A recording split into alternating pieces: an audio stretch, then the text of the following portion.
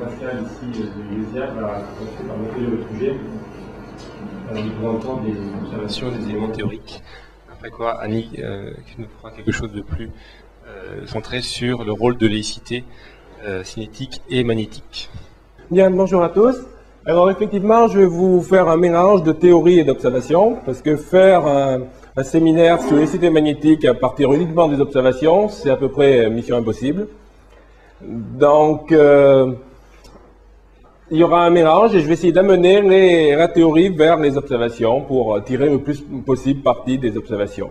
En fait, ce que je pensais il n'y a pas si longtemps, il y a 6 ans, disons, c'était que l'écité magnétique, c'était une quantité très importante dans la théorie MHD, mais qu'il n'y avait pas d'application observationnelle parce qu'on ne pouvait pas la mesurer au niveau du Soleil où on a pourtant beaucoup d'observations magnétiques. Et en fait, je me trompais. Et je vais essayer de vous prouver que je me trompais pendant tout ce séminaire. Donc, rapidement, quelques observations typiques de la couronne. Ici, vous avez l'émission qui est à quelques millions de degrés, qui est observée par SOHO, et plus précisément EIT sur SOHO. Donc, vous avez des images comme ça, régulières du Soleil. Sur SOHO aussi, un autre instrument donne le champ magnétique au niveau de la photosphère, donc juste en dessous de la couronne. C'est une partie qu'on appelle froide, mais qui est quand même à 5000 degrés. Et là, ce que vous avez, c'est la composante longitudinale du champ magnétique qu'on mesure à partir de l'effet Zeeman. Les régions blanches sont les régions qui ont un champ dirigé vers vous, et noires qui s'éloignent de vous. Là, il n'y a que la composante longitudinale, qui est à peu près la composante normale à la surface quand on est près du centre disque. Alors, si on zoome sur cette région, par exemple, avec un autre instrument qui fait des observations avec une meilleure résolution spatiale, l'instrument c'est TRESS, c'est un autre satellite qui tourne autour de la Terre. Donc ce que vous voyez dans cette région active ici, où il y a des champs forts, que vous voyez au niveau de la photosphère, c'est des boucles de plasma chaud et qui tracent le champ magnétique, comme l'animail de fer tracerait les lignes de champ magnétique dans un laboratoire. Simplement, le plasma est gelé au long du champ magnétique et se déplace. Et on voit bien sûr qu'une petite partie de la configuration magnétique, on a quelques boucles qui sont beaucoup plus chauffées que les autres et qui ont une densité supérieure. Alors maintenant, l'électricité, qu'est-ce que c'est intuitivement? Alors quelques exemples simples. Quand vous avez un tube de flux qui est twisté, vous avez de l'électricité magnétique. Et cette électricité magnétique, c'est le nombre de tours qu'il y a dans le tube de flux multiplié par son flux longitudinal ou axial au carré. Lorsque vous avez une arcade qui est cisaillée, une arcade magnétique, vous avez aussi de l'électricité magnétique. Lorsque vous avez des lignes de champ magnétique comme ça, des tubes de flux que vous emmêlez par des mouvements au pied, vous amenez dans le système de l'électricité magnétique. Alors, plus généralement, dans la couronne, lorsque vous voyez une structure comme ça qui émet, qui est sous forme de S ou S inversé, vous avez de l'électricité magnétique qui est présente. Donc, quand c'est un S inversé comme ça, c'est de l'électricité qui est négative. Et si vous avez un S dans l'autre sens, c'est de l'électricité positive. Et en fait, ça, c'est les exemples les plus clairs où vous avez de l'électricité. Mais dès que vous avez des configurations qui sont non potentielles, c'est-à-dire où il y a des courants qui sont principalement le long du champ magnétique, vous avez de l'électricité magnétique.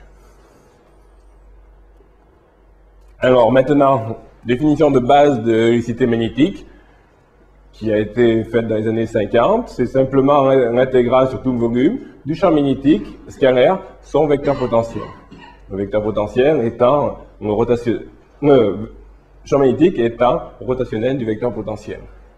Alors, avec cette définition de base, il est difficile d'appliquer ça aux observations. Parce qu'évidemment, le vecteur potentiel, vous ne trouverez jamais ça dans n'importe quelle observation.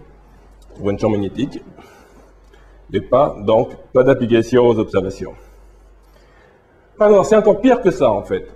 Parce que cette quantité, vous avez une liberté dans le choix du vecteur potentiel, qu'on appelle une transformation de Gauss. Vous pouvez ajouter n'importe quel gradient d'une fonction quelconque, scalaire, phi, et vous ne changez pas le champ magnétique. Donc, vous avez cette liberté dans le choix du vecteur potentiel. Et si votre voisin choisit une autre jauge, et qu'il trouve une unicité différente de vous, ce sera une quantité qui sera non physique. Donc il faut que cette quantité soit invariante de jauge.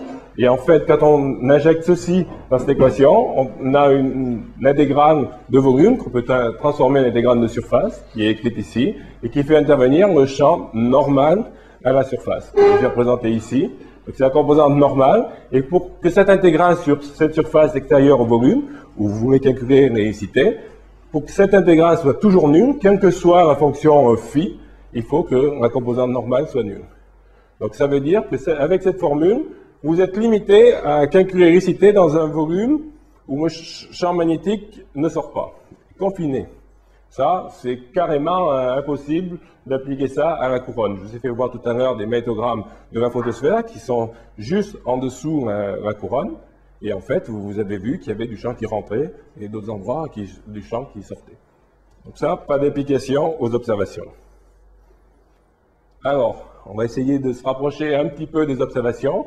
On va éliminer le potentiel vecteur, parce qu'en fait, le potentiel vecteur peut s'écrire en fonction du champ magnétique, en prenant en particulier une jauge simple qui est divergence de A égale 0. Et comme c'est indépendant, l'unicité qui a été définie est indépendante de la jauge, on peut réécrire l'unicité sous cette forme. Donc cette fois-ci, c'est une double intégrale sur volume, et il y a un champ magnétique à deux endroits différents, x et x' du volume, qui intervient. Alors évidemment, c'est une formule qui est rarement utilisée, parce qu'elle est vraiment lourde à utiliser. Alors, on peut comprendre physiquement à quoi elle correspond en transformant cette intégrale en intégrale sur les tubes de flux élémentaires. Donc c'est ce qui est présenté ici. Ça, c'est le flux d'un tube de flux élémentaire, A, et l'autre C. Et entre les deux, ben, vous avez un coefficient devant qui est présent, qui a une formule un petit peu barbare, qui s'appelle le nombre de Gauss, et qui représente comment ces deux tubes de flux élémentaires sont liés entre eux. Alors, pour vous expliquer rapidement, un cas simple, c'est quand vous avez deux anneaux, par exemple, l'un passant à travers l'autre. Donc, cette quantité va compter le nombre de fois que chaque anneau passe au travers l'autre. Donc, le nombre de fois qui sont liés. Donc ici, chacun passe une fois, donc vous avez le facteur 2. Il faut faire aussi attention dans quel sens chaque tube passe à travers l'autre. Donc vous orientez la surface associée à ce tube normal et vous regardez si ce tube traverse dans le sens positif ou négatif. Donc vous avez un signe, et ici j'ai pris une unicité négative, d'où le signe moins. Et puis maintenant, vous avez le flux de chaque tube qui est présent. Donc l'unicité de cette configuration est très simple, c'est simplement ceci, moins 2 phi A phi C.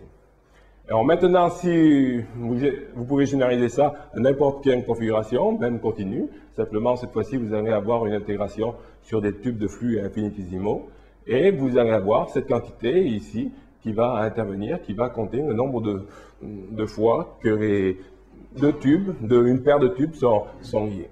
Alors, on appelle ça une unicité mutuelle, et ça ressemble de loin à l'inductance mutuelle qu'on a pour l'énergie. Mais ça a des propriétés complètement différentes d'une inductance. C'est-à-dire, si vous remplacez ceci par des circuits avec des courants, ben, vous n'aurez pas du tout la même fonction qui est présente ici pour l'inductance mutuelle. Donc là, on s'est rapproché un petit peu des observations, parce que cette fois-ci, on n'a plus le vecteur potentiel. On n'a qu'une champ magnétique, donc tout volume, certes, une double intégrale. Alors, mais on a toujours une configuration qui était fermée. On n'en veut pas pour les applications d'observation. Donc ça a été résolu déjà dans les années 80. Alors, vous voulez calculer le champ magnétique de cette configuration ici, qui est le champ coronal, et qui traverse la frontière inférieure, la photosphère. Alors, on peut fermer cette configuration par un champ magnétique qui se trouverait artificiellement dans la zone de convection. Ensuite, cette configuration, on connaît son unicité, on sait la calculer parce que c'est une configuration qui est fermée.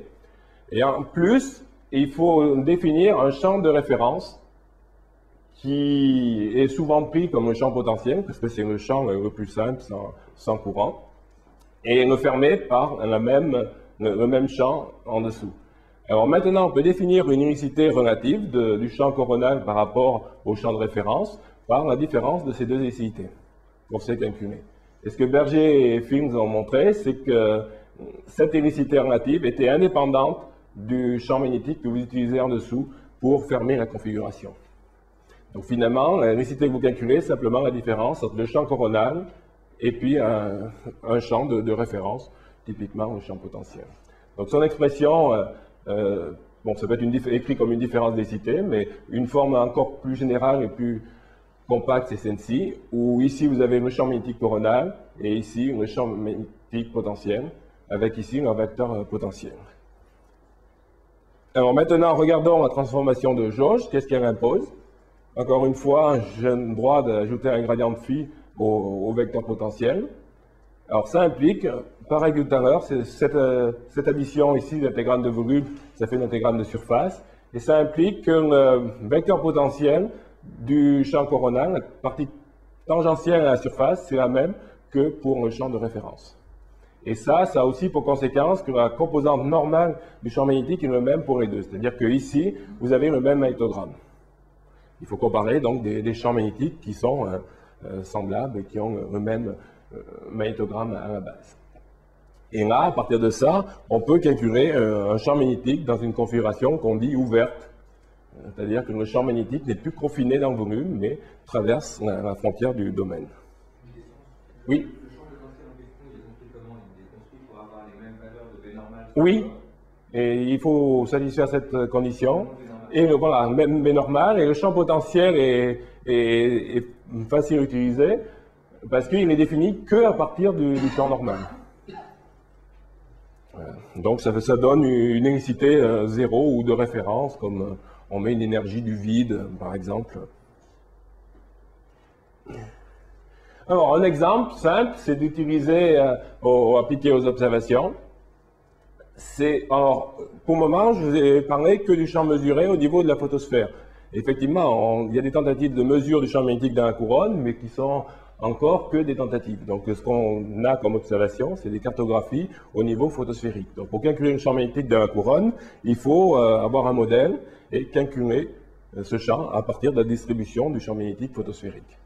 Donc, c'est ce qui est fait ici, dans l'hypothèse force free. Alors, dans la couronne, c'est un milieu où le bêta du plasma, c'est-à-dire la pression du plasma divisée par la pression magnétique, c'est faible. Typiquement, c'est des 10-3, 10-2 au plus. Donc, les forces qui dominent, c'est les forces magnétiques, donc la force de la place. Et une bonne approximation, c'est un état force free, où J vectoriel B est nul, donc J est pareil à B. Et puis un cas particulier, c'est quand c'est un coefficient de proportionnalité et une constante. C'est ce qu'on appelle le force free linéaire. Alors à partir de ça, on peut calculer le champ coronal avec, à partir de, comme condition limite, il y a le magnétogramme. Et on détermine alpha en ajustant les lignes de champ qui sont calculées, qui sont en noir ici, on les ajuste avec les boucles coronales qui sont observées, que vous voyez en dessous, mal parce que l'ajustement est assez bien dans ce cas-là, ou dans ce cas-là, c'est des boucles qui sont en dessous, qui sont grisées. Donc ça, c'est déterminé alpha, et puis après, vous avez une formule qui est ici dans l'espace de Fourier pour calculer l'unicité de ce champ magnétique. Alors, quels sont les résultats? Il y a eu beaucoup d'applications aux régions actives. Donc, une région active, c'est les régions de champ fort sur le Soleil. Typiquement, une région positive et puis une région négative, où il y a des champs qui font de l'ordre de 0,1 Tesla. Et donc, dans ces régions actives, l'unicité maximum qui a été trouvée, pour le moment, c'est 0,2 fois le flux au carré. Alors, le flux magnétique, c'est le flux de la polarité positive, par exemple, ou la valeur absolue de la polarité négative, parce qu'il faut satisfaire l'égence de B égale 0, c'est approximativement le même. Donc, pourquoi je l'écris comme ça, l'hélicité? Parce qu'une hélicité, c'est toujours c'est homogène à un flux au carré. Donc, plutôt que vous donner des unités qui ne vous parleront pas, je préfère parler en termes de flux au carré. Et ça me permet de comparer avec un tube de flux twisté. Donc, vous avez un tube de flux twisté avec le même flux magnétique longitudinal. Mais ça, cette hélicité, ça correspond à un tube de flux qui est peu torsadé, qui fait que 0,2 tours sur toute sa longueur. Donc c'est une électricité qui est tout à fait modérée. Et ça, pour moi, ça a été un peu une surprise. Je pensais que c'était un peu plus élevé au niveau de ma couronne. Parce que, en fait, ça représente la globalité de la région active. Il y a le cœur qui est beaucoup plus isolé, où l'électricité est concentrée, et puis l'extérieur est beaucoup plus potentiel. Mais globalement, c'est des configurations qui sont finalement relativement peu twistées. Il y a des régions plus potentielles que d'autres, parce que c'est la même de qu'on alpha constant. Non, c'est une première approximation qui donne l'ordre de grandeur de l'électricité. Maintenant, après, il faut passer par des méthodes d'extrapolation force-free non linéaires où alpha est variable. Il faut faire intervenir le champ transverse. Là, c'est tout. Je pourrais faire un séminaire dessus, mais ça m'entraînerait trop loin. Donc, quand on dit un alpha moyen, en fait, sur toutes nos c'est l'alpha qui permet d'avoir une meilleure correspondance entre les lignes de champ calculées et puis les boucles coronales. Alors maintenant, on voudrait justement, donc on peut soit passer pour faire mieux qu'une force free linéaire, ce que je vous ai dit. On pourrait faire des extrapolations en force free non linéaire, mais ça demande des mesures du champ transverse qui sont actuellement encore assez imprécises. Donc c'est des choses, c'est un domaine de recherche. Et puis ce que vous voudrez bien, c'est s'affranchir le plus possible de toute modélisation. Et comment peut-on faire ça? Comment peut-on calculer l'électricité sans faire d'hypothèses sur la physique du champ magnétique coronal? Ben, il faut essayer de... En fait, on peut en partie le faire en exprimant ce qu'est l'électricité magnétique. Tout à l'heure, je vous ai exprimé l'électricité magnétique dans un volume qui était fermé à partir des tubes de flux et comment ils étaient liés entre eux. Ben, il faut généraliser ça. Alors, cette généralisation est présente ici. Alors, je vous présente qu'une paire de tubes de flux magnétiques, celui-ci et puis celui-ci qui tourne autour. Alors, cette configuration, on ne sait pas calculer son électricité magnétique, a priori. Donc, ce qu'on va faire, c'est fermer cette configuration par un champ magnétique qui a cette forme d'arche en dessous, et ici, pour donner ça plus ça donne une configuration qui est fermée. Donc, on peut, on peut calculer son électricité parce que c'est le nombre de liens de Gauss. On connaît son électricité. Donc, toute la difficulté est de calculer la l'électricité de ça. Et ça, on peut le faire en amenant petit à petit les tubes de flux, en partant de l'infini, et puis en calculant l'électricité qu'on amène par ces mouvements. On sait calculer cette l'électricité de cette configuration, et en fait l'électricité ne dépend que de la position relative des pieds du tube de flux, et puis lequel des tubes de flux passe au-dessus de l'autre, s'il y en a un qui passe au-dessus de l'autre. S'ils sont éloignés, il n'y a pas de problème. Donc ça, c'est une quantité qui est connue, et puis maintenant, par différence, on calcule l'électricité de cette configuration. Et puis bon, là, il n'y a que deux tubes de flux. Pour une configuration générale, ben, il faut sommer sur toutes les paires de tubes de flux.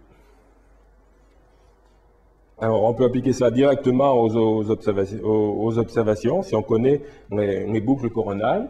Alors, dans le cas coronal, on peut, dans beaucoup de cas, simplifier, parce qu'on a souvent des arches comme ça, et on peut carrément, directement, calculer l'électricité à partir de ce type de configuration. Et la l'électricité aussi, elle ne dépend pas du fait que c'est la forme exacte des tubes de flux. Là, c'est des tubes de flux qui sont circulaires, mais j'aurais pu prendre des formes beaucoup plus complexes. Et donc après, on somme sur tous les tubes de flux. Et donc l'application, ben, ce qu'il faut, c'est beaucoup de boucles coronales pour pouvoir avoir le plus possible de paires de tubes de flux pour représenter le plus possible la configuration magnétique. Donc ce que ça demande, c'est des observations multilongueurs d'onde qui vont observer des boucles plus froides, plus chaudes, pour couvrir le plus possible la configuration magnétique. Et ça, bon, ça n'a pas encore été appliqué aux observations, mais ça va l'être avec les satellites très récents, en particulier TRES, INODE, et SDO, lui, n'est pas encore lancé. Alors maintenant, je fais un petit break. Alors, vous avez sans doute rencontré cette citation. Donc, le magnétisme pour les astrophysiciens, c'est comme le sexe pour les psychologistes. Alors, j'ai envie d'en présenter une autre. C'est que l'électricité magnétique est pour le champ magnétique ce que les femmes sont pour la vie. Bon, c'est un peu surprenant, donc je vais essayer de vous justifier. Vous pouvez remplacer, voilà, oui. Si le fait d'utiliser les femmes vous gêne, par exemple, vous dites...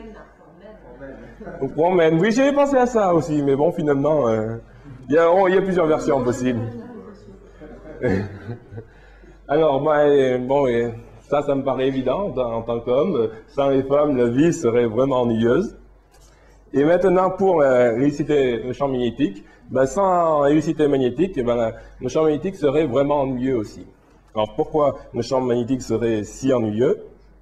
C'est qu'en fait, sans électricité magnétique, qu'est-ce que vous auriez?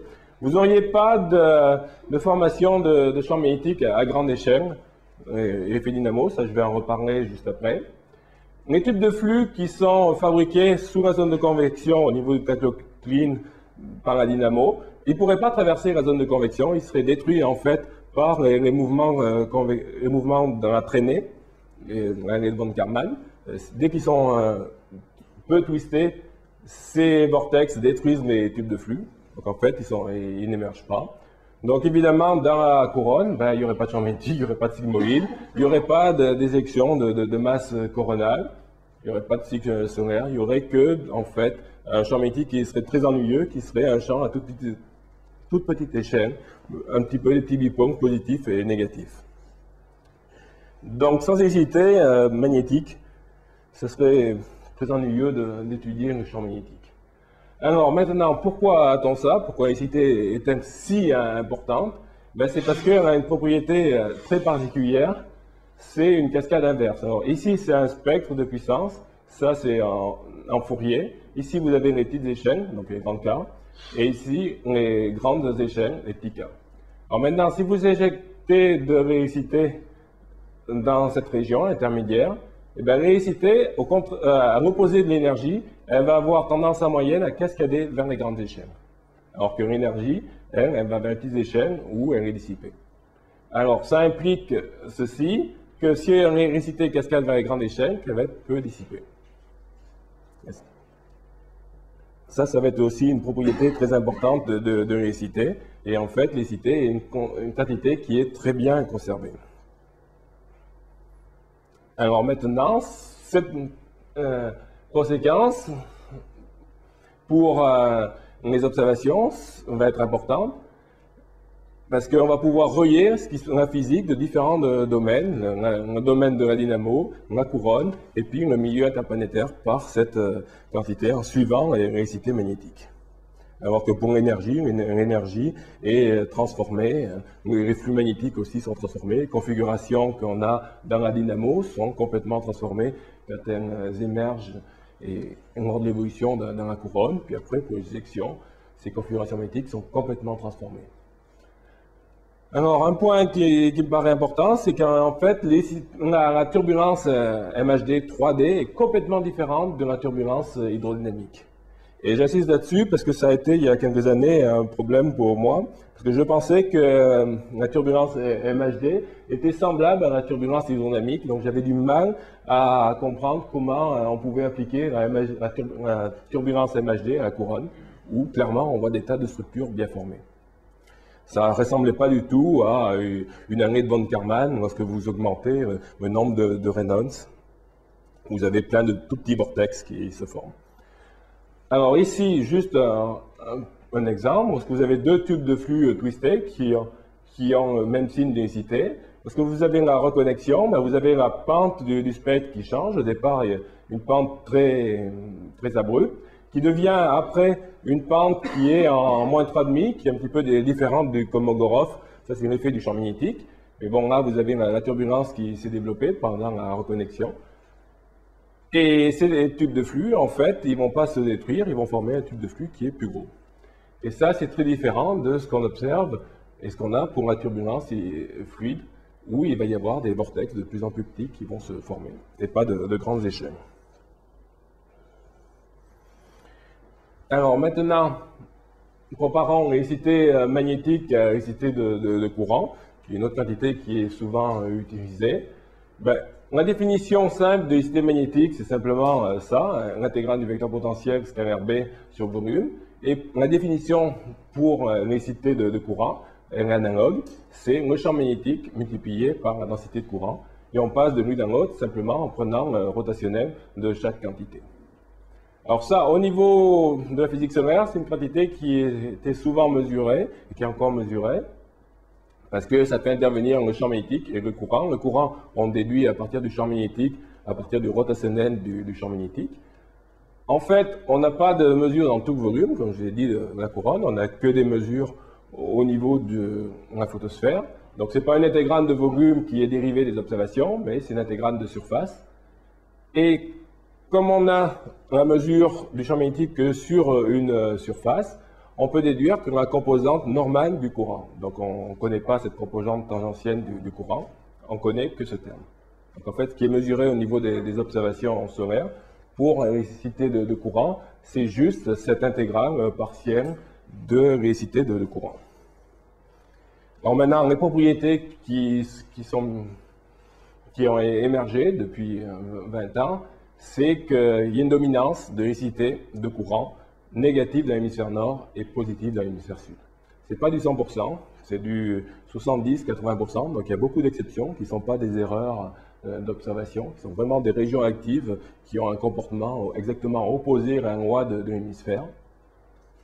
Et c'est aussi vrai pour l'électricité magnétique quand on fait des modèles d'extrapolation, par exemple avec le force linéaire. On trouve aussi pour alpha cette loi négative dans le nord et positive dans le sud.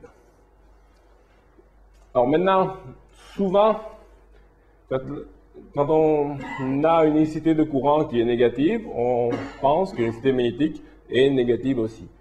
Alors, dans tous les exemples que j'ai vus, c'est vrai, mais j'ai jamais vu de démonstration que le signe de l'électricité magnétique devait être toujours le signe de l'électricité de courant. Donc je me demande si c'est vraiment vrai dans tous les cas.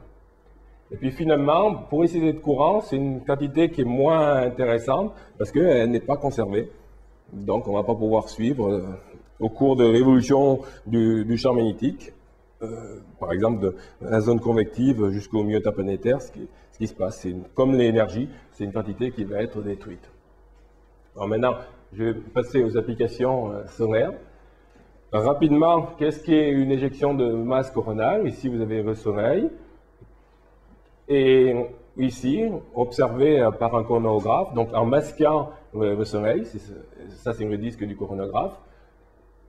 Et vous avez, de temps en temps, une grande structure qui est éjectée du Soleil, donc qui part de cette région ici, et qui gonfle et qui part. Et si elle est dans la direction de la Terre, ce qui n'est pas le cas ici, parce qu'elle devrait partir dans ce sens, elle est observée in situ par les satellites.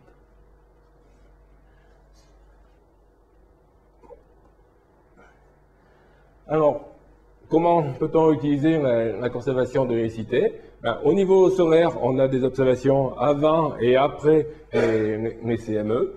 On a les boucles coronales, on a bien sûr un champ magnétique qui est en dessous en isocontour, avant et après. Donc là, vous voyez une transformation du champ magnétique, implicitement, parce que les boucles coronales ont été transformées. Le champ magnétique qui est calculé à partir des magnétogrammes et puis des boucles aussi est différent. Et là, on peut calculer la différence d'électricité entre après et avant dans la couronne. Maintenant, on a des observations dans le milieu interplanétaire.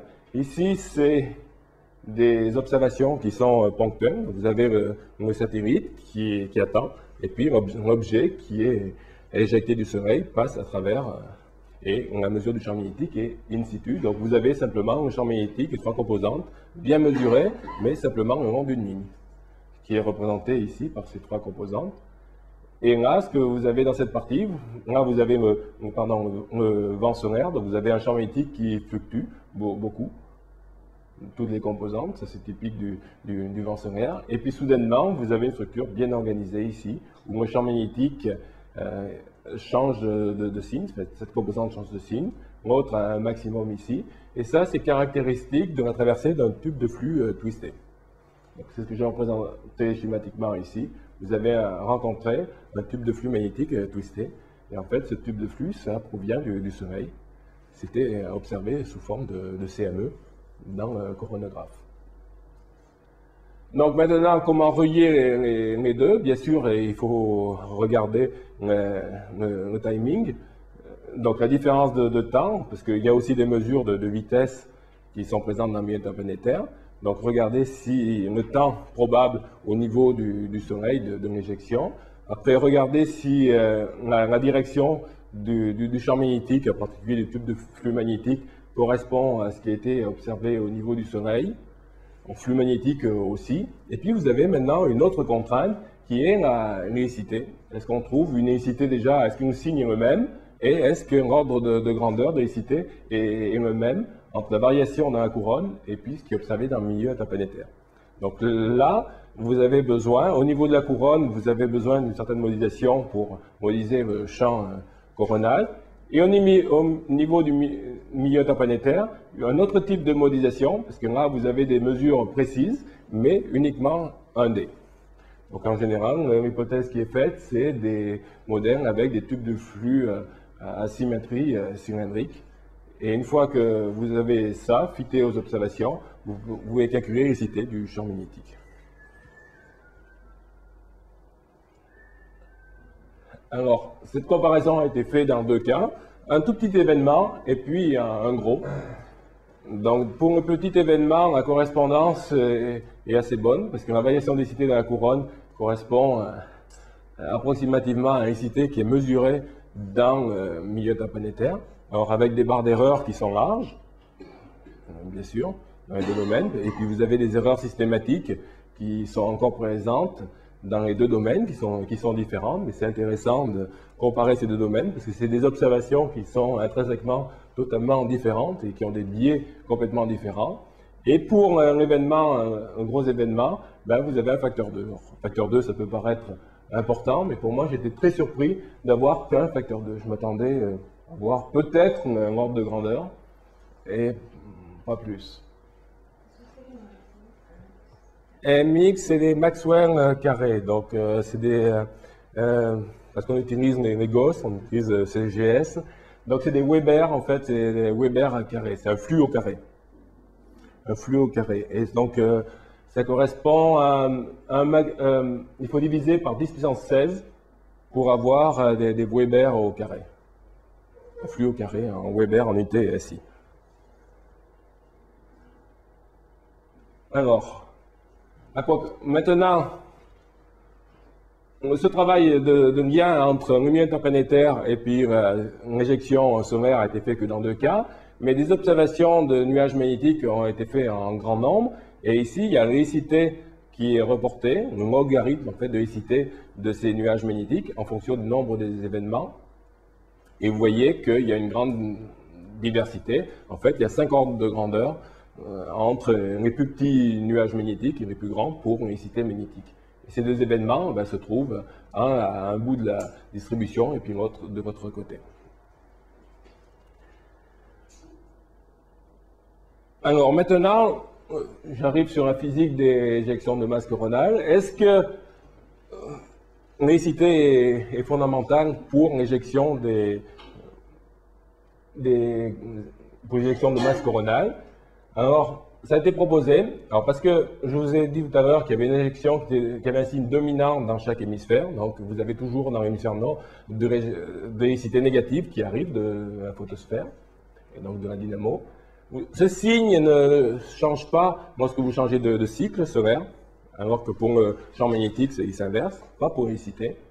Vous avez très peu de dissipation, et il y a aussi peu de reconnexion entre le nord et le sud, ni avec aussi les trous coronaux. Donc en fait, vous perdez peu d'hélicité, vous en injectez en permanence du même signe dans chaque hémisphère. Donc la conjecture qui a été proposée par Rust et Ngo, c'est que la couronne ne pouvait pas accumuler en permanence de plus en plus d'hélicité, et que les CME, en fait, étaient dus à cette accumulation d'hélicité.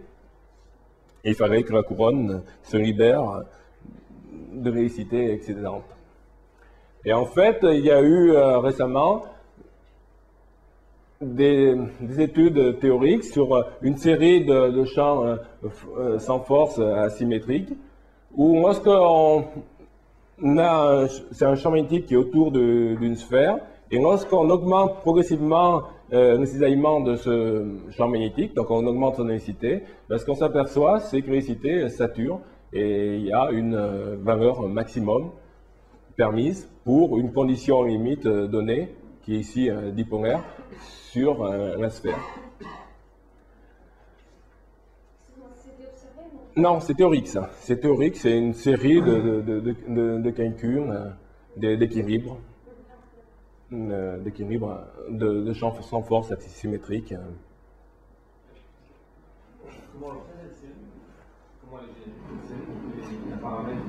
Et oui, il faut résoudre des équations non linéaires et donc suivre la série. Il y a un paramètre qui permet de gérer le champ azimutal, et ce paramètre est augmenté petit à petit et les solutions sont trouvées numériquement. C'est-à-dire qu'on peut augmenter le flux beaucoup là. Ici, ils sont arrivés à la limite des possibilités numériques. Après, il n'y a plus de solution. Est-ce qu'il n'y a plus de solution? Ah, il n'y a plus de solution numérique. Numérique, non. Voilà. Mathématiques, ils ont trouvé des valeurs supérieures pour l'électricité magnétique. Dans ce type de configuration, bien sûr, une CME ou une instabilité de la configuration peut arriver avec des valeurs plus faibles. Alors maintenant, au niveau des simulations MHD, qu'est-ce qu'on a actuellement? Est-ce que les CME apparaissent lorsqu'on a trop d'électricité dans le système? En fait, c'est très controversé. Et ici, vous avez une réponse très positive, avec des valeurs d'électricité maximum qui sont proches de celles que je vous ai données tout à l'heure, qui viennent des observations, 0,2, 0,3, le flux au carré dans la configuration. Vous avez ici une réponse où l'électricité est nécessaire, mais ce n'est pas suffisante, parce qu'on peut avoir des cas où, même en maintenant l'électricité constante, on peut avoir un système qui devient instable. Dans ce cas-là, c'est exactement à l'opposé de celui-ci. L'électricité n'est pas du tout importante. Ils ont fait deux simulations, une avec une électricité positive, où ils ont eu une éjection de masse coronale, ce qui ressemble à une éjection de masse coronale. Et puis ils ont fait une autre simulation où ils ont mis une électricité négative à la périphérie pour juste compenser l'électricité positive qui est intérieure. Donc au total, il y a une électricité qui est nulle, et ils ont à peu près le même type de comportement pour l'instabilité et l'ouverture du champ magnétique. Et puis, bon, si vous allez cette fois-ci au Japon, vous avez cette fois-ci un effet très important de l'électricité magnétique si vous injectez une électricité qui est opposée à l'électricité qui est présente dans la couronne. Les deux électricités se détruisent et ça permet de libérer beaucoup plus d'énergie, et à ce moment-là, le système devient instable. Donc actuellement, au niveau des simulations MHD, c'est très contrasté, et en fait, ça dépend des simulations et des groupes à travers le monde. Bon, maintenant, les observations, qu'est-ce qu'elles disent? Encore une fois, les observations de boucle coronale avec le fit du champ calculé dans la couronne. Et là, ce que Nindos et Andrews ont fait, c'est de séparer les régions actives où il y a des CME, donc des éjections de masse coronale, des régions actives où il y a des éruptions, c'est-à-dire une libération d'énergie, mais avec éjection de masse coronale ou sans. Et c'est avec des éruptions qui sont de même magnitude, c'est-à-dire qu'on libère la même énergie. Par contre, dans un cas, ça reste confiné, et dans l'autre cas, il y a une injection de masse coronale, donc de la matière et du champ magnétique qui part dans le milieu interplanétaire. Et ce qu'ils ont trouvé, c'est que quand il y a des CME, de façon très significative, il y a typiquement un facteur 4 fois plus d'électricité dans ces régions actives. Donc là, il semble que l'électricité magnétique est vraiment importante pour les CME, de ce point de vue observationnel. Donc, pour synthétiser un petit peu tous ces travaux, à la fois les travaux théoriques et puis observationnels, je pense que actuellement, ce qu'on peut dire, c'est que l'accumulation d'électricité dans la couronne semble être importante pour les CME, mais ce n'est pas le seul paramètre. En particulier, où l'électricité est injectée et c'est une quantité importante, il est injecté près du cœur ou vers l'extérieur. Et la topologie magnétique aussi est importante, en particulier où on va permettre la reconnexion, où on va permettre en fait de fragiliser la configuration magnétique et la déstabiliser. Alors maintenant, je passe sur la partie où on peut avoir le plus de données observationnelles, c'est au niveau photosphérique, et là on va s'intéresser au flux d'électricité. Donc le flux d'électricité s'écrit comme ceci, donc là vous avez le vecteur potentiel, qui est en fait le vecteur potentiel du champ de référence, parce qu'ils doivent être le même au niveau de la frontière. Ça, je vous rappelle la définition de départ, la contrainte de la variance de jauge. Ici, vous avez le champ transverse, c'est-à-dire parallèle à la surface. Ici, la vitesse normale du plasma. Donc, ce terme correspond à de l'émergence. Et ici, vous avez le A scanner B, donc ça correspond à la densité qui est transportée à travers la surface. Ici, vous avez la vitesse tangentielle du plasma. Cette fois-ci, c'est des mouvements de cisaillement, des mouvements le long de la surface. Donc, deux types de termes. Ce serait pareil pour le flux d'énergie. Alors, ce qu'on a besoin, c'est du champ magnétique et puis des vitesses de plasma. Alors, je vous ai dit rapidement que on mesurait beaucoup mieux le champ longitudinal qui est près du centre 10, qui est à peu près la composante normale à la photosphère. On peut corriger en radialisant le champ magnétique. Donc, au niveau observationnel, on a un champ magnétique, disons, normal, celui-ci qui est bien mesuré, et celui-ci qui est mesuré uniquement dans les champs forts. Et celui-ci est mesuré de façon très régulière, alors que celui-ci l'est de façon beaucoup moins, et avec des techniques qui sont beaucoup plus lourdes. Donc, si on dispose que de celui-ci, est-ce qu'on va mesurer que ce terme-ci? Parce qu'en fait, cette quantité ici, le potentiel vecteur dépend que de la distribution de Bn. Donc, où est-ce qu'il nous faut pour les trois composantes du champ magnétique pour avoir tout le flux d'électricité? Oui. Les termes résistifs, oui, encore une fois, pour l'électricité, oui. Les termes résistifs va être encore faibles. C'est très difficile de dissiper l'électricité magnétique. On va faire cascader vers les petites échelles. Alors, c'est pas impossible, c'est présent, mais c'est pas la dominance, quoi. Je ne vais pas rentrer, et puis peut-être qu'Yannick en parlera après, de la cascade directe possible d'électricité.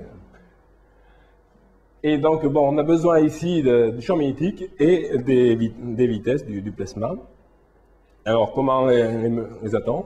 Rapidement, pour les vitesses, bon, ben, on peut suivre les structures. Ça peut être des petits tubes de flux magnétique ou les petites structures d'intensité, si on a une très bonne résolution spatiale. On peut aussi faire ce qui s'appelle du local correlation tracking, c'est-à-dire faire une corrélation entre un morceau d'image, de magnétogramme, et puis le magnétogramme suivant. Et la meilleure corrélation de cette sous-image permet d'avoir le déplacement de la structure. On peut aussi introduire de la physique avec l'équation d'induction idéale. Et ça apporte des contraintes supplémentaires par rapport aux observations. Et puis finalement, quand on parle de vitesse de plasma, évidemment, on pense aux vitesses Doppler. Ben, il se trouve que pour les flux d'électricité, mais aussi pour les flux d'énergie, cette vitesse Doppler n'apporte pas d'informations importantes, parce que c'est juste une composante longitudinale, et il faudrait les trois composantes de la vitesse pour vraiment injecter ça dans les équations théoriques. Donc, la vitesse Doppler, on ne peut pas l'utiliser. Quand tu mesures la vitesse en suivant une structure, tu supposes que cette structure se descend pas, c'est une existence pendant moins de temps. Ah oui. C'est une approximation. Oui, parce que qu'elle ne se déforme pas, ça c'est autre chose.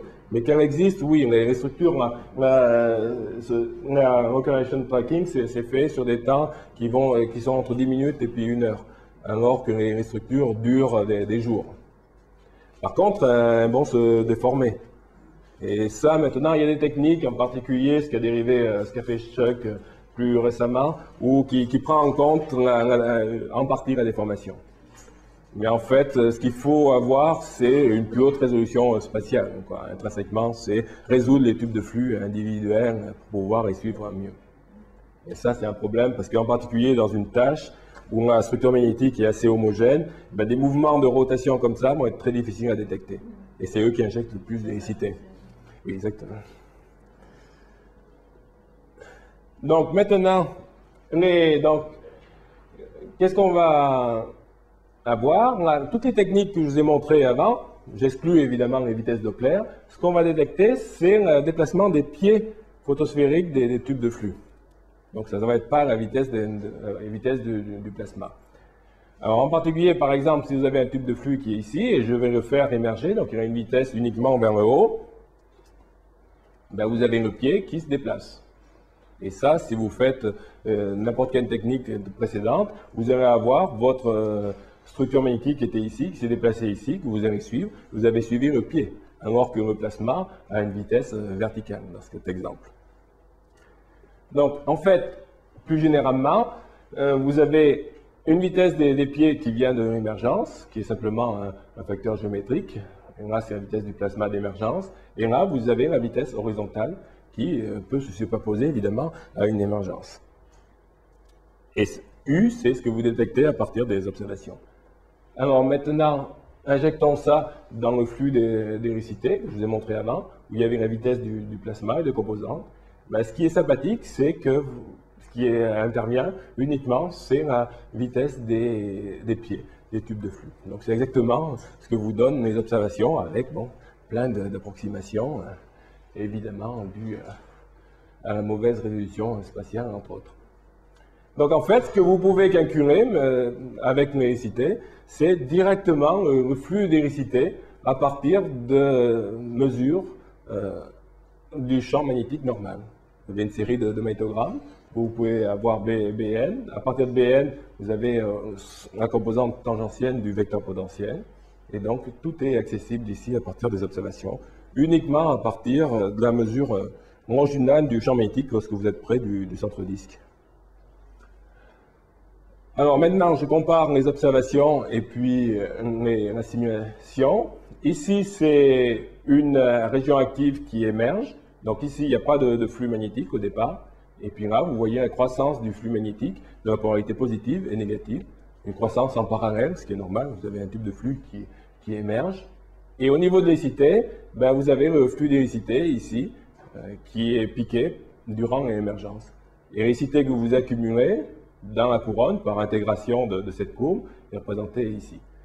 Alors, ce qui est intéressant, c'est lorsque vous comparez ceci avec cette fois-ci des simulations MHD, d'émergence de tubes de flux. Bon, ici, vous avez un tube de flux qui est bien sûr très torsadé, sûrement beaucoup trop torsadé pour ce qui est observé. Mais ce que vous observez, c'est pour un flux d'électricité aussi un pic durant l'émergence. Et ce pic est tout à fait semblable à ce qu'il y a dans les observations. Donc, ce qui montre que dans les observations, ce qu'on observe ici, c'est sûrement l'émergence d'un tube de flux twisté. Bon, bien sûr, ces approches parallèles entre observation et théorie méritent d'être développées, d'être quantifiées, mais là, je pense qu'il y a évidence de l'émergence de tubes de flux twistés à partir des observations. Alors maintenant, on voudrait faire un petit peu mieux. On a le flux d'électricité, mais le flux d'électricité, c'est uniquement une intégrale d'une quantité qu'on appelle GA, donc une densité de flux d'électricité. Et on a bien envie de prendre ceci et de faire des cartes. Alors c'est ce qui a été fait. Alors voilà les résultats dans différentes régions actives. Alors ce que vous avez pour cette quantité GA, ben, c'est des régions positives et négatives partout. Ici c'est en noir et blanc. Et donc, vous avez l'impression que vous avez injection d'électricité à la fois positive et négative tout le temps dans les régions actives. Puis ceci se déplace au cours du temps de façon difficile à comprendre. Mais est-ce que tout ceci est vrai? Est-ce que cette quantité ici est vraiment une densité de flux d'électricité? On peut se poser la question parce que ça fait intervenir le vecteur potentiel. Et il y a ces problèmes de transformation de jauge. Alors, on y a fait attention quand on travaillait sur l'intégrale totale, sur l'électricité, sur le flux d'électricité aussi. Le flux d'électricité est correct. Mais là, est-ce que c'est correct? Et en fait, si je pose la question, vous vous doutez de la réponse, c'est que c'est non. Et pour vous montrer de la façon la plus simple possible, vous prenez simplement un tube de flux qui n'est pas twisté et vous le déplacez Donc, lorsque vous déplacez, évidemment, vous n'injectez pas d'électricité dans le tube de flux. Et ce que vous avez, la quantité GA est positive d'un côté et négative de l'autre, simplement parce que vous me déplacez. Évidemment, au total, vous avez une unicité qui est nulle, mais vous avez ces deux polarités qui sont présentes. Et c'est exactement ce que vous avez dans les observations. Là, vous voyez cette tâche qui est représentée par des contours de BN ici, du champ normal. Ben, elle se déplace de façon dominante dans cette direction, c'est les petites flèches qui représentent les vitesses dérivées des observations. Ben, vous avez une région positive ici, une région négative. Et ça, c'est très ennuyeux parce que ça va masquer la vraie injection d'électricité. Donc, il faut passer à notre approche. Donc, on reprend la même flux d'électricité. On introduit cette fois-ci de façon explicite qu'est-ce qu'est le vecteur potentiel. Et ça s'exprime effectivement en fonction de la distribution du champ normal par cette intégrale. Vous mettez ça ensemble, vous faites quelques calculs dont je vous fais grâce.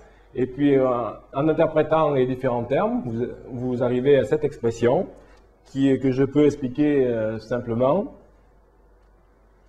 Alors, ça fait intervenir, ce terme ici, en fait, ça fait intervenir θ. Et θ, c'est simplement, si vous avez un point ici, x, et puis x', dθ sur dt, ça va être le taux de rotation de ce vecteur qui va de x vers x'. Donc, ce que représente cette quantité gθ, c'est le taux de rotation. Vous prenez une paire de tubes de flux, ils peuvent être dans la région positive ou négative, ou deux dans les régions positives. En fait, il faudra sommer sur l'ensemble des paires de tubes de flux élémentaires.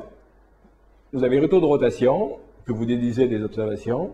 Vous avez le flux magnétique qui est présent ici, et puis devant le champ magnétique qui est présent ici. Et vous avez cette nouvelle quantité qui représente mieux la densité du flux d'électricité. Et maintenant, vous pouvez comparer et faire des cartes.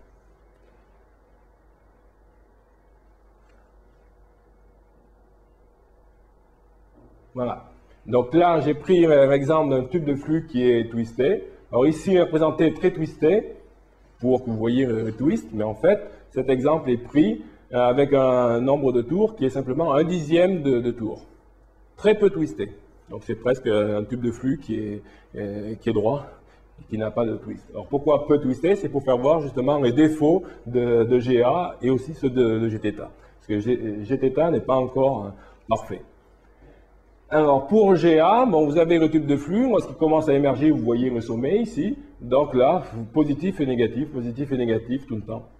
Et si je vous montrais juste cette colonne, eh ben, c'est impossible de dire qu'il y a une injection d'électricité positive. Parce que tout le signal est couvert par ces fausses polarités. Sur GTθ, là, il y a encore des polarités parasites négatives, mais finalement, on arrive à voir que l'injection est positive. Alors, pour aller plus loin, il y a une autre quantité qui s'appelle GφI et qui fait intervenir la connectivité des lignes de champ. Donc, elle demande plus que les magnétogrammes. Et bon, ça, c'est le travail de thèse d'Étienne Paria, que je n'ai pas le temps de tout résumer ici. Donc, je vais me concentrer de vous montrer les quantités GA et Gθ. Alors, ça, c'est un magnétogramme, région de champ magnétique négative et positive. Avec GA, on a des polarités qui sont très fortes, négatives et positives. Par contre, avec Gθ, ben, dans ces régions actives, ce que vous voyez, c'est une injection qui a un signe uniforme à travers la région active. Oui. Ici, c'est les vitesses perpendiculaires à la ligne de visée. Comment on les perpendiculaires à la ligne de visée. On les mesure en suivant les structures magnétiques. Ici, c'était fait par Mocan Correlation Tracking, c'est-à-dire qu'on corrèle une petite région à la région dans l'image suivante et on prend la valeur maximum de la corrélation qui donne le déplacement de la structure. Et c'est ce qui est injecté, c'est la mesure du vecteur U. Et c'est à partir de là qu'on calcule GA et Gθ. Donc maintenant, si on suit une région active, ben voilà, une région active avec GA, où il y a cette polarité positive qui se déplace. Il y a aussi polarité fausse négative qui se transforme, qui se déforme. Par contre, avec GTTA, ce que vous voyez directement, c'est qu'ici, il y a une injection d'hélicité qui est négative dans la région active, et vous pouvez même, juste à partir des cartes, voir qu'au départ, on a peu d'injection d'hélicité. Cette injection passe par un maximum, et puis redécroît ensuite. C'est le pic que je vous ai montré tout à l'heure pour une autre région active et émergente.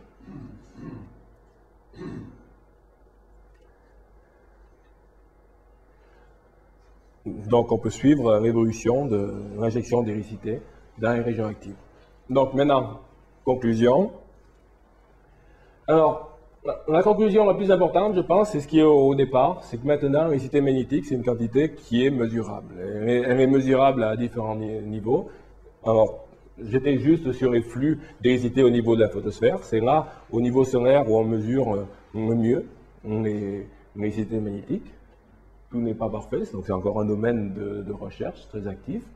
Dans la couronne aussi, on peut avoir une estimation de l'hélicité magnétique, et puis on peut relier ça aux nuages magnétiques qui sont en fait le prolongement des CME que l'on voit dans la couronne, et relier donc ce qui se passe, la physique de la photosphère à la physique des nuages magnétiques. Alors, avec des cartes détaillées, comme je vous ai montré, du flux d'hélicité photosphérique, et bien, ce que vous avez, c'est des contraintes sur la dynamo. Parce qu'en fait, cette hélicité qui émerge, elle vient des tubes de flux twistés qui ont été créés dans le tachocline sous la zone de correction. Et en fait, chaque région active semble avoir son hélicité propre. Par contre, il y a dans chaque hémisphère une dominance, mais il y a des exceptions. Il y a des régions actives qui ont une hélicité qui est opposée à celle de l'hémisphère. Donc ça, c'est une contrainte sur les modèles de dynamo qui n'arrivent pas actuellement à fabriquer ce genre d'hélicité opposée. Ensuite, il y a aussi des contraintes, évidemment, sur la physique des éruptions et des éjections de masse coronale. C'est encore un sujet très controversé, comme je l'ai montré au travers des simulations MHD.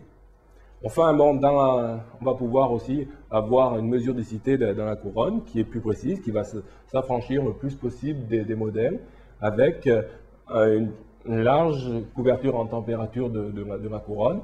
On peut avoir la trace de plein de boucles qui représentent les lignes de champ magnétique du champ coronal. Et à partir de ça, sans faire d'extrapolation à partir de la photosphère, on peut avoir une estimation de l'hélicité directement. Aussi, ce qui est important, c'est d'avoir des mesures stéroscopiques qui sont, vous avez peut-être entendu parler de Stéréo, qui a été lancé tout récemment, qui sont deux satellites qui s'éloignent progressivement de la Terre et qui vont observer le Soleil sous deux points de vue différents. Et ça, c'est aussi important pour les mesures d'hélicité, parce que, en particulier, une ambiguïté dans la couronne solaire, qui est un milieu optimement mince, c'est de savoir ce qui est devant et derrière. Et on peut l'avoir vraiment que par des observations stéroscopiques. Aussi, ces deux satellites qui vont ou ces deux sondes plutôt, qui vont se déplacer, elles vont aussi rencontrer des nuages magnétiques. Et si vous avez un nuage magnétique qui a la bonne idée d'être à peu près dans le plan de l'écliptique, ben vous allez mesurer aux deux stéréos, plus à S qui est en avant de la Terre. Donc vous allez avoir pour la première fois une idée du champ magnétique, des données de plasma, le long du tube de flux magnétique que forment les nuages magnétiques. Ça, c'est aussi important, entre autres, pour l'hélicité magnétique. Donc je pense qu'il y a beaucoup de choses qui vont se construire dans le proche avenir.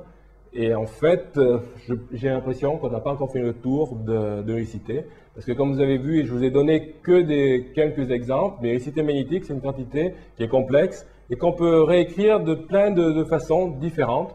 On peut aussi faire très facilement des erreurs, parce que c'est complexe et pas forcément intuitif de travailler avec l'hélicité magnétique.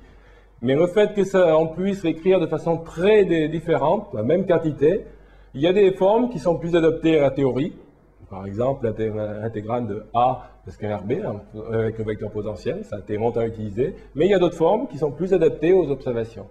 Et on n'a peut-être pas encore fait tout le tour et exploité vraiment les possibilités pour amener cette quantité plus proche des observations. Voilà.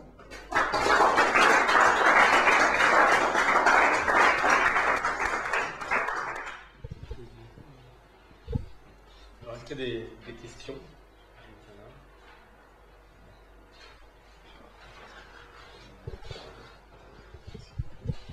Avec la nouvelle définition que vous proposez de densité d'hélicité, est-ce qu'on pourrait voir si l'éjection de CME est plus liée à certaines configurations de cette densité plutôt qu'à l'hélicité globale sur toute une région? Ouais. Oui, oui. En particulier, par exemple, je vous ai présenté à un moment donné le fait que l'émergence d'hélicités opposées et la reconnexion entre deux hélicités opposées pouvait donner plus favorablement une CME ou un flaire, une éruption. Ça, c'est quelque chose à tester. Et ce n'est pas une quantité globale qui va donner une réponse à ça. Il faut avoir des cartes du flux d'hélicité. Donc ça, par exemple, c'est une chose à réaliser. Pendant que j'ai le micro, je continue. Oui. Une autre question, c'est... J'arrive pas bien à voir ce qui est lié au problème théorique de la définition de l'hélicité et ce qui est lié au problème solaire, pour en parler. Est-ce qu'on est capable de mesurer, qui est juste sur une surface, qui est la photosphère, grosso modo? Le champ magnétique est mesuré quasiment qu'à la photosphère. Ouais, c'est ça. Il y a eu des mesures dans les filaments, dans les protubérances. Il y a des tentatives de mesure dans la couronne, dans la chromosphère. Mais pour le moment, les mesures les plus fiables sont au niveau de la photosphère. Non, les problèmes qui viennent de là sont clairs, mais j'ai l'impression qu'il y a aussi des problèmes plus fondamentalement théoriques. C'est-à-dire que l'hélicité elle-même est vraiment bien définie dans un volume où Bn égale 0 tout autour. Non, elle est bien définie dans un... Non, c'est ce que j'ai tenté de montrer au début. Elle est bien définie même quand on a une configuration qui est ouverte. Et c'est l'hélicité relative que Berger et Fields ont d'accord. En 84. En modifiant un peu, vous réussissez à la définir. Non, mais c'est pas une modification, c'est une extension. C'est-à-dire si on prend une configuration qui est ouverte, avec du flux magnétique qui part vers l'extérieur, qui sort de la surface, et si petit à petit on fait reconnecter ce flux, on amène la polarité positive et négative l'une contre l'autre, on les fait reconnecter, donc on supprime le flux magnétique à travers cette surface, on arrive à une configuration qui est fermée. Et à ce moment-là, il y a une continuité, on va retrouver une hélicité qu'on avait avec une configuration fermée. Mais en partant de là, on doit pouvoir définir une densité d'hélicité de façon logique, non? Oui.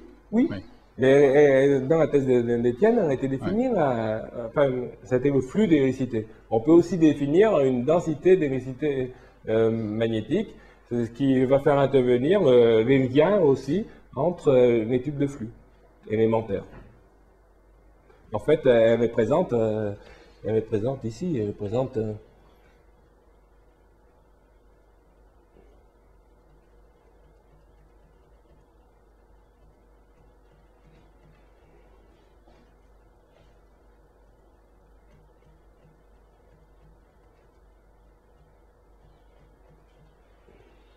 Voilà, elle est présente ici. Dans cette équation. Elle va faire intervenir ici, c'est une sommation sur toutes les paires de tubes de flux qui sont présentes. Et pour un tube de flux donné, il faudra faire la sommation de cette quantité sur tous les tubes de flux qui font partie de la configuration magnétique. Et ça va être ça, son hélicité magnétique. Donc il y aura l'hélicité mutuelle avec tous les autres tubes de flux, plus son hélicité propre qui va être du twist et du write aussi propre. Et ça, on peut le faire de façon générale, si on prend une petite surface fermée, parce que là la frontière, c'est la photosphère. Là, c'est une configuration qui est ouverte. Ça. Il y a des flux magnétiques qui traversent la surface. Oui, je comprends bien. Mais la surface, c'est une surface qui est représentée comme un bout de plan. Oui, c'est un plan. Si on prend comme surface une surface fermée, Une sphère, les expressions sont aussi dans l'article avec une sphère, autour d'une sphère. Il y a des expressions un petit peu différentes de la géométrie de cette densité de ce type de configuration, quand on est autour d'une sphère. Après, où il y a d'autres problèmes, c'est quand on est dans des volumes qui sont non connexes, comme un tor, où il y a d'autres problèmes et qui n'interviennent pas au niveau de la physique solaire. Quand on a des domaines périodiques aussi, quand on a des domaines périodiques dans les trois directions, l'hélicité n'est pas définie quand on a un champ moyen. Mais ça, c'est plus des problèmes théoriques que des problèmes au niveau de l'application solaire.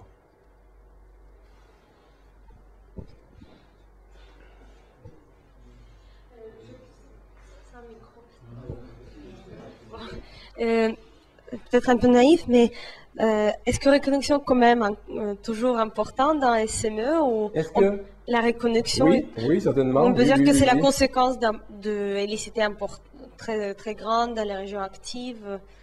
Est-ce que l'hélicité c'est d'abord et après c'est la reconnexion? C'est à peu près comme ça qu'il faut comprendre Non, les deux coexistent sans poser de problème. Durant la reconnexion magnétique, l'hélicité est une quantité qui est bien conservée. C'est même sans doute la seule quantité bien conservée. Parce que l'énergie est dissipée, enfin, toutes les autres quantités sont transformées. Donc, et la reconnexion est vraiment très importante au niveau des CME, parce qu'au niveau coronal, je vous ai montré principalement des boucles. Alors, il peut y avoir des tubes de flux twistés, mais ça c'est débattu. Mais bon, prenons que des boucles, restons conventionnels, que des boucles présentes et lorsqu'on observe à unité astronomique, ce qu'on voit, c'est des tubes de flux twistés, et ce n'est pas des tubes de flux qui sont peu twistés, ils font 10 tours, 20 tours, quand on prend sur toute la longueur. Donc il y a forcément, la reconnexion intervient pour transformer la configuration. En fait, on transforme une configuration qui est en arcade, comme ça, à une configuration qui est twistée, par reconnexion. Mais on conserve, ce qui est vraiment intéressant, c'est qu'on conserve l'hélicité magnétique.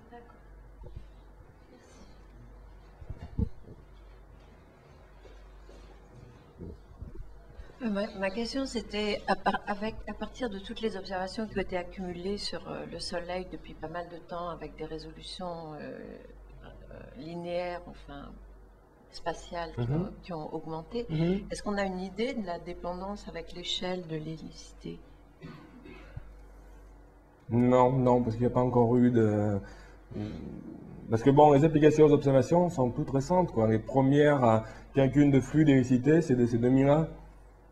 Première introduction, après, et puis ça a souvent été fait avec des magnétographes qui ont la meilleure résolution spatiale actuelle, qui sont soit au sol, soit MDI sur SOHO. Et puis maintenant, il y a une nouvelle génération qui arrive. Il y a Themis, il y a au niveau international, il y a le satellite Inode japonais, où là, la résolution spatiale ça ne sera plus 2 secondes d'arc, mais ça sera 0,5, voire moins. Donc c'est les premières mesures. Donc voilà, donc c'est trop tôt pour répondre à ça. Il y aura sûrement des surprises, parce que, comme je discutais tout à l'heure, il y aura... Non, on ne sait pas, non. Et, par exemple, dans les tâches ont un flux magnétique qui est important, c'est là où il y a le plus de flux. Et en fait, ces tâches, elles apparaissent à la fois au niveau observation en lumière blanche ou au niveau magnétogramme, comme principalement des régions où on ne discerne pas trop des structures. Il faut avoir des résolutions spatiales bien supérieures. Et bon, en particulier, Inode va avoir une résolution de 0,2 secondes d'arc qui va permettre de voir les structures à l'intérieur. C'est japonais, oui. C'est un satellite qui a été lancé là, au mois de novembre, qui s'appelait SolarB. Donc c'est une collaboration en fait principalement japonaise, États-Unis et puis Angleterre, avec d'autres collaborations européennes, mais c'est la suite de Yoko. Oui, si j'ai bien compris, vous avez dit que l'hélicité magnétique était déjà là à la tachocline au moment du cisaillement, et que c'est pour ça que le tube de flux pouvait traverser. Il le faut, parce que si les tubes de flux qui a été montré, par exemple par Moreno Incertis, et puis ça a été confirmé par d'autres ensuite, c'est que lorsque les tubes de flux n'étaient pas suffisamment twistés, ben, ils étaient détruits par les vortex hydrodynamiques qui ont lieu derrière. Parce que vous avez un tube de flux qui monte, ben, vous avez une traînée hydrodynamique, parce que là on est dans un milieu quasiment fluide, hein. Il y a juste un tube de flux qui est vraiment magnétique. Et vous avez ces vortex qui se développent avec un grand nombre de Reynolds. Est-ce que c'est pas ces vortex qui injectent l'électricité? Parce que dans la vision un peu naïve de la dynamo solaire, il y a l'effet oméga, la tacocline, qui crée un champ qui n'est pas élicisaire. Non, là je parle de les tubes de flux. La dynamo a déjà fait son rôle. C'est le transport simplement des tubes de flux de la dynamo, donc de la tacocline, à la photosphère. Là, il faut que les tubes de flux soient twistés, sinon les tubes de flux qui ne sont pas suffisamment twistés, ils sont détruits. En fait, ils commencent à monter, puis ils sont cassés, ils se déplacent horizontalement. Dans une image, en fait, où toute la dynamo a lieu à la tacocline et la zone convective ne sert qu'à advecter le flux. Oui, enfin, il y a d'autres dynamos qui sont un peu différentes, c'est encore aussi débattu, mais principalement c'est ça, et c'est ce qui correspond, à mon avis, le mieux aux observations. Non, mais les observations indirectes. Parce que les tubes de flux, par exemple, les régions actives, sont pas dirigées est-ouest. Elles sont tintées, elles sont la tâche de tête est systématiquement plus proche de l'équateur. Et ça dépend de l'altitude. Typiquement, l'inclinaison est proportionnelle à l'altitude. Et ça, c'est bien interprété par des modèles ou de tubes de flux qui se déplacent au niveau de la tacocline. Ça permet aussi d'avoir même des contraintes sur le champ magnétique qu'il y a au niveau de la tacocline. Ça donne des champs qui sont de l'ordre de 10 puissance 5 Gauss, donc 10 Tesla, comme ordre de grandeur du champ magnétique. Il ne faut pas que le champ magnétique soit trop faible ou trop fort, sinon cet angle est différent. Donc il y a des contraintes comme ça, observationnelles, même si on n'observe pas le champ magnétique en dessous. Moi, j'avais une question. À un moment, tu as montré, c'était très intéressant, des phénomènes dans les nuages magnétiques qui étaient corrélés avec les CME.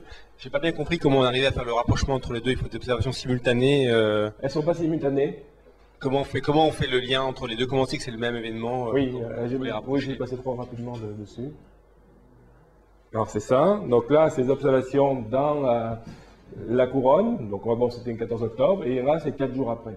Ça, c'est le temps de transit de la couronne jusqu'au niveau de la Terre, juste en amont de la Terre, aussi au point de Lagrange. Donc ensuite, ce qu'on a comme contrainte, c'est on mesure les vitesses, et in situ ici, de l'objet, les vitesses de plasma. Donc on peut avoir une estimation de quand le phénomène s'est produit au niveau du Soleil. Ça donne une fourchette avec une barre d'erreur, parce que ces structures ici, si elles sont rapides, elles vont en fait être décélérées, elles ont tendance à se rapprocher de la vitesse du vent solaire. Donc il y a bien sûr une barre d'erreur sur une fenêtre. Et ensuite, il faut chercher s'il y a eu des événements solaires, des CME. Si elle est observée par un coronographe, on peut estimer aussi la vitesse au niveau de la couronne de cette structure. Ensuite, on a des contraintes sur le champ magnétique, parce que cette structure magnétique qui est observée, est-ce qu'elle peut correspondre à ce qui a été observé au niveau du Soleil? Est-ce qu'il y a la bonne orientation du champ magnétique? Est-ce qu'il y a aussi la bonne quantité de flux magnétique? Est-ce que ce n'est pas complètement différent? Donc il y a plein de contraintes comme ça qu'il faut satisfaire. Et puis après, ce qui se rajoute, c'est le signe de l'écité. Par exemple, s'il y a une écité qui est de signe opposé, pas la peine, c'est pas la même structure. Et puis après, au final, il y a la comparaison des valeurs des cités magnétiques. Donc c'est pour ça qu'il n'y a que 2 événements. Il y a beaucoup de... Comment? Parce qu'il n'y a que 2 événements apparemment. Tu veux dire qu'il n'y a que 2 événements qui ont été approchés. 2 événements qui ont été étudiés aussi précisément entre le lien solaire et puis le niveau interplanétaire au niveau de l'électricité magnétique. Parce qu'il y a eu d'autres liens qui ont été faits. Puis il y a d'autres événements qui sont en cours d'étude. Mais au niveau de l'électricité, pour le moment, ça a été les deux seuls qui ont été faits. Parce que il y a beaucoup de choses à vérifier et à comprendre. C'est pas encore quelque chose de routinier. Moins de. J'avais une deuxième question. Pourquoi dans la simulation numérique, est-ce qu'on a une idée pour laquelle on trouve des conclusions aussi différentes selon les gens qui ont fait les simulations vis-à-vis du rôle de l'électricité magnétique sur l'éjection et sur les CME Ça. Oui. J'imagine que c'est quoi? C'est un problème de conditions initiales ou de conditions limites? j'imagine. C'est un problème de conditions initiales, c'est très important. C'est un problème de code numérique, parce que suivant le code numérique, on va y avoir des choses très différentes. Des ingrédients qui sont mis aussi dedans. Ici, le vent solaire est incorporé. C'est un modèle à grande échelle qui fait tout soleil, et puis il y a un vent solaire qui est mis. Oui. Mais c'est des grandes structures magnétiques. Mais dans le code, par exemple, c'est des hypothèses plus profondes que juste le schéma numérique. Il y a des hypothèses de physique sous-jacentes, ou bien c'est uniquement au niveau du schéma? Là, oui, il y a des hypothèses de physique différentes, parce que là, c'est à grande échelle avec un vent solaire. Oui, alors d'accord. qu'ici, il n'y a pas de vent solaire et c'est à petite échelle, c'est à l'échelle de la région active. D'accord. On ne sait pas encore simuler, ça demande une puissance numérique trop grande, un soleil entier avec des régions actives. D'accord. Donc, les simulations plus précises ne prennent qu'une région active, enfin, ce qui ressemble à une région active. D'accord. Et puis les configurations aussi sont différentes. Là, il y a des configurations qui sont bipolaires. Ici, c'est des configurations quadrupolaires. D'accord. Donc, il y a différentes écoles quoi, à travers le monde. D'accord. J'ai une idée plus précise en tête, mais tout à l'heure tu as montré un modèle analytique là où on faisait croître le flux et puis on voyait l'hélicité qui d'abord montait puis saturait puis on n'avait plus de solution. Ça n'a pas été tenté par exemple de partir avec un code exact cette fois-ci, enfin 3D, etc. et d'essayer de monter justement pour calculer dans la le gestion domaine. des cités, oui, pour calculer Oui. la gestion des cités, mais pour ce qui se passe après pour déclencher l'éruption, pour déclencher la CME, c'est quelque chose qui n'est pas compris encore. D'accord. Par exemple, au niveau des modèles d'éjection de masse coronale, que ce soit des modèles analytiques ou des modèles théoriques, on peut faire un séminaire dessus. C'est un sujet de recherche où les personnes sont en désaccord sur le type de configuration magnétique qui est présente, même le type de physique. Par exemple, certaines personnes diront, comme Bissimo, que la gravité est importante dans ce type d'événement. D'autres pensent qu'au contraire que c'est un rôle négligeable. D'accord. Que la reconnexion magnétique aussi a un rôle très important, par exemple, pour initier la CME, alors que dans d'autres modèles, c'est une conséquence, la reconnexion est juste une conséquence de l'instabilité idéale de la configuration magnétique. Donc il y a plein de modèles d'éjection de masse qui sont différents et qui ont plus ou moins de succès aussi à interpréter les observations, à être en cohérence avec les observations.